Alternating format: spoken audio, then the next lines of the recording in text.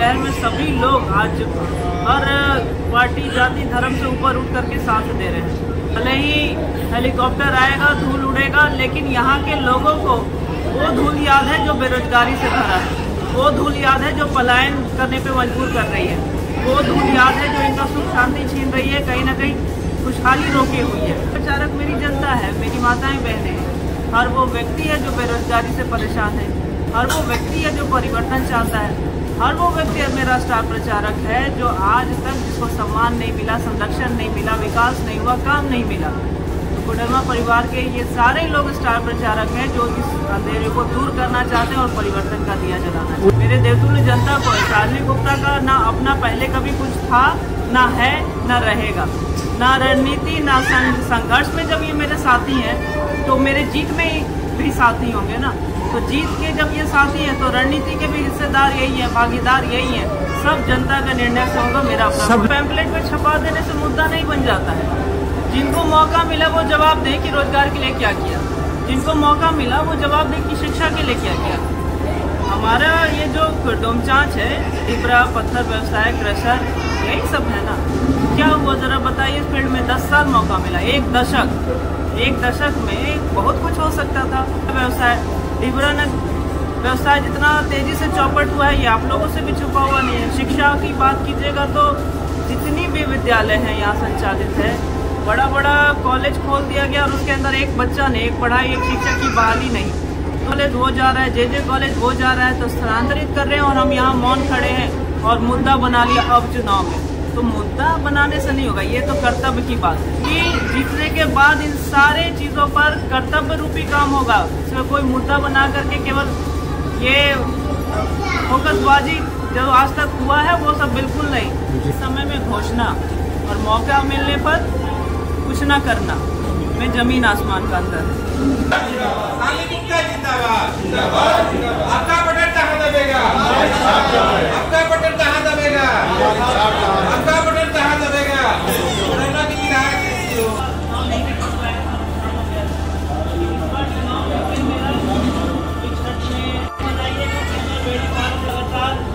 विधानसभा तक आदमी पहुँच रहा है, बस आशीर्वाद दीजिए हमको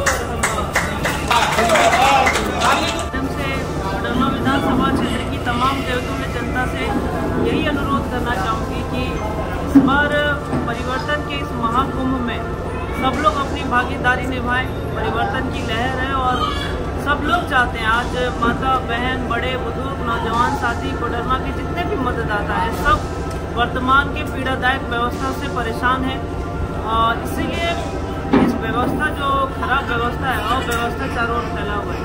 व्यवस्था परिवर्तन के लिए नेतृत्व परिवर्तन बहुत जरूरी है और इसी परिवर्तन की लहर में सभी लोग आज हर पार्टी जाति धर्म से ऊपर उठ करके साथ दे रहे हैं।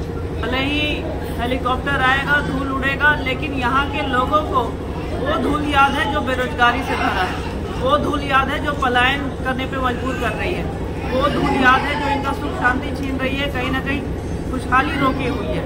तो इन्हें वही धूल याद रहेगा। हेलीकॉप्टर का धूल देखने के लिए और भीड़ लगाने के लिए हमारी जनता बहुत लगाए, लेकिन उन्हें कुछ मिला नहीं। इसीलिए सब लोग आज परिवर्तन का एक दिया जलाए हुए हैं कोडरमा के अंधेरे को दूर करने। जिस प्रकार से बड़ी बड़ी पार्टियां सब स्टार प्रचारक उतार रही है, दिग्गज नेता को अब पक्ष में प्रचार करने के लिए पूरे इस विधानसभा सीट को पूरे हॉट सीट बना दिया जा रहा है, क्या कहेंगे? देखिए, कोडरमा विधानसभा जो सीट है ये मुझे लगता है कि जिस भी पार्टी को जो भी प्रयास करना है वो करे, लेकिन ना लोकतंत्र है, आप रोक नहीं सकते हैं। कहीं भी आप देख लीजिए, हर गांव शहर का कोई भी कोना सब ओर से एक ही गुण जा रहा है, वो है परिवर्तन का। और जहाँ तक स्टार प्रचारक की बात है तो मेरा स्टार प्रचारक मेरी जनता है, मेरी माताएं बहनें हैं।